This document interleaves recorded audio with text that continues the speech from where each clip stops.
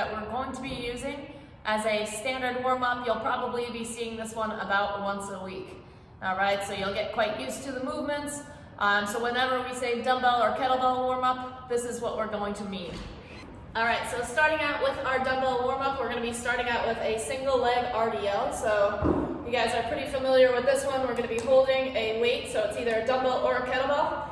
In one hand, we're going to lift that same leg, get a soft bend in that knee.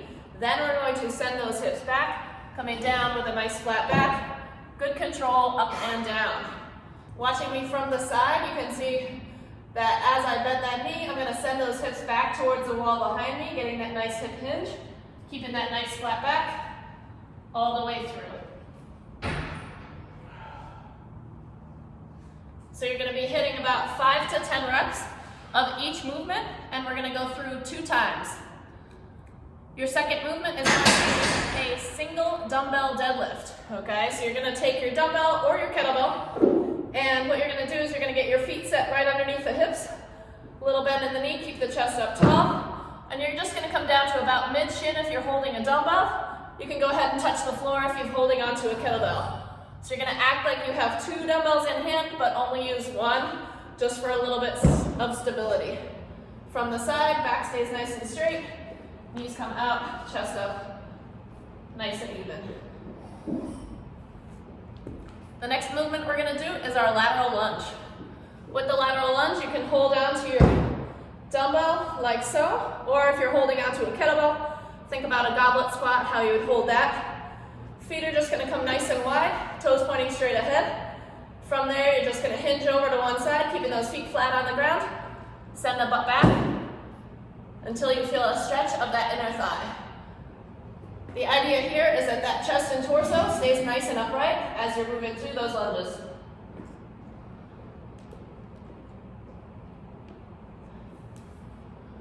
Our next movement is going to be our dumbbell swing. With that one, you're going to take your dumbbell from the middle, and you're going to act like you're doing a kettlebell swing. If you are using a kettlebell, feel free to swing that one. All right, shoulders are back, back is tight. Soft bend in the knee, big bend at the hip, and just up to about eye level.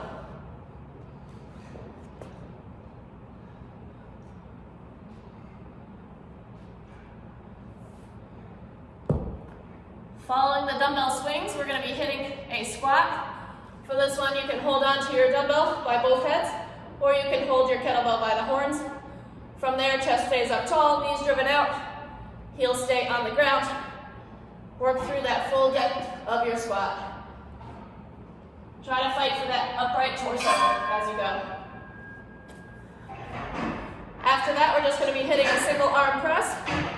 Think about keeping your rib cage down, getting that full range of motion. Squeeze the legs, squeeze the butt, keep everything tight, ribs are down, abs are engaged. And finally, we're going to hit a row, a dumbbell bent over row, or a kettlebell bent over row. Hang on to the heads of the dumbbell if you're holding a dumbbell. If you've got that kettlebell, you can go ahead and hold it by the horns. That should be fine. Make sure you get that big hinge at the hip so that back is nice and flat, and then you're squeezing and pulling.